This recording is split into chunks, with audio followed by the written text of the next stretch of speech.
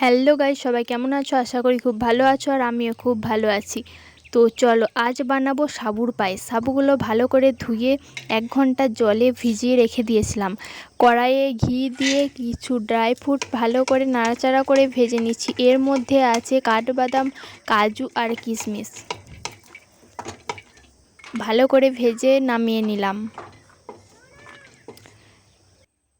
আবার কড়াইয়ে ঘি দিয়ে সাবুগুলো ভালো করে জল ঝরিয়ে রেখে দিয়েছিলাম সেইগুলো দিয়ে দিলাম।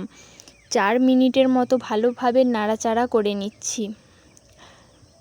তারপরে দুধ দিয়ে দিলাম।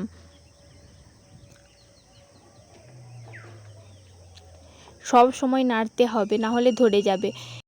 2টো এলাচ আর 1টা তেজপাতা দিলাম, দিয়ে নাড়াচাড়া করে ড্রাই ফ্রুটগুলো দিয়ে দিলাম। এবারে বাতাসা দিলাম। বাতাসা দিলে টেস্টটা খুব ভালো হয়। দিয়ে চিনি দিলাম। চিনি দিয়ে বারবার নাড়তে থাকবো, না হলে ধরে যাবে। আমাদের হয়ে গেল সাবুর পায়েস। তোমরাও এভাবে বানিয়ে দেখো, খুব সুন্দর খেতে হবে। আমার চ্যানেলটা সাবস্ক্রাইব করতে ভুলো না।